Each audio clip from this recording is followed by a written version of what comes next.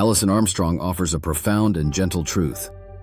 Here, Armstrong introduces us to humor, not just as a source of amusement, but as a spiritual tool, one that can disarm negativity and reconnect us with our higher selves. But not just any humor, compassionate humor, the kind that uplifts rather than ridicules, that invites understanding rather than division. It's the kind of laughter that comes from recognizing our shared human struggles, not from mocking someone else's missteps. This humor reflects the wisdom of the human spirit, that deeper part of us that is patient, forgiving, and kind. Imagine standing face to face with your inner battles, the anger that flares up, the defensiveness that shields your insecurities, the fear that lashes out in self-protection.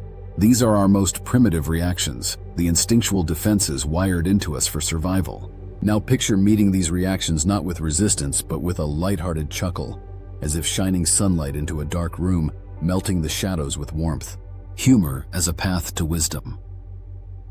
Throughout history, spiritual teachers have often used humor as a gateway to wisdom. In Zen Buddhism, a master might answer a solemn question with a paradoxical joke, triggering sudden enlightenment. In Sufi traditions, the wise fool Mullah Nasruddin exposes human pride and folly through comedic antics. Even in Western history, court jesters wielded humor to speak truth to power, offering insights that might have been punished if spoken too bluntly. Why is humor so powerful? Because laughter opens us up. It loosens the grip of the ego, dissolves our defenses, and allows wisdom to enter.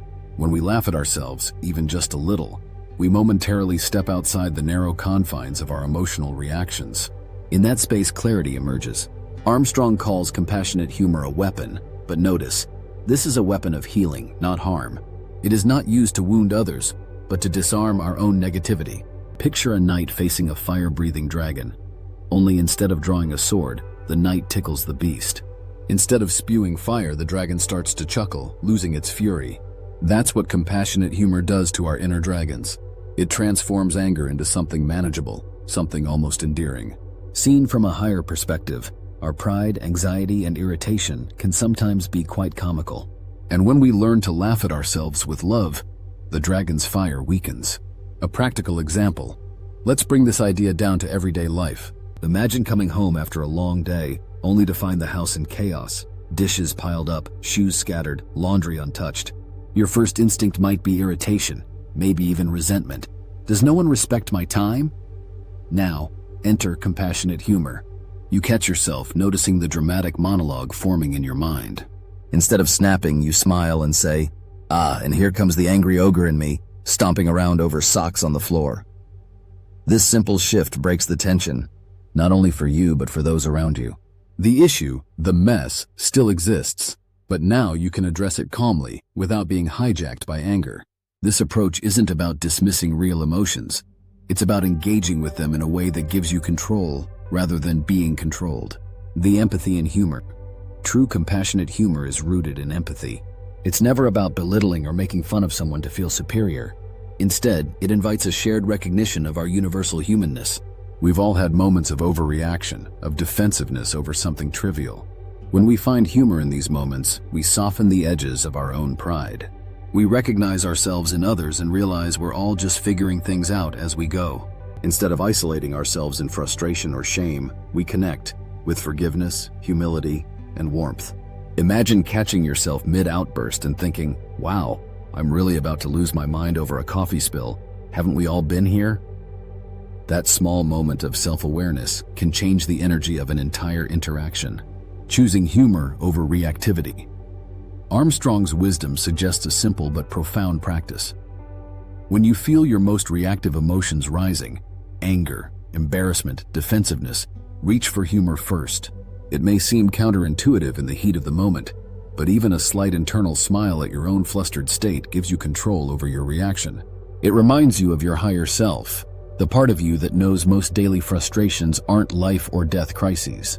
When we lighten our grip on frustration, we make room for what truly matters: understanding, connection, and inner peace. This doesn't mean suppressing real issues. There are, of course, times for serious discussions. But when humor is used with compassion, it creates space. It softens what could otherwise escalate. It transforms tension into perspective. The difference between healing and harmful humor. It's crucial to remember that not all humor is created equal.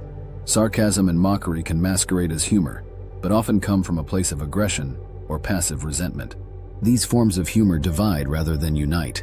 The difference is intention. Compassionate humor doesn't diminish anyone, it elevates. It's the difference between laughing at someone's mistake to make them feel small and laughing together with a sense of shared human experience. One wounds, the other heals, training the mind toward lighter reactions. Like any habit, developing a humorous, compassionate response to life's frustrations takes practice. But each time you choose humor over hostility, your brain learns a new pattern. Over time, your automatic reaction shifts, not toward anger or fear, but toward understanding, resilience, and lighthearted wisdom. And when serious issues arise, you'll be able to meet them not from a place of raw reactivity, but from clarity and kindness. The sacred power of laughter. Armstrong's insight is a simple but profound reminder.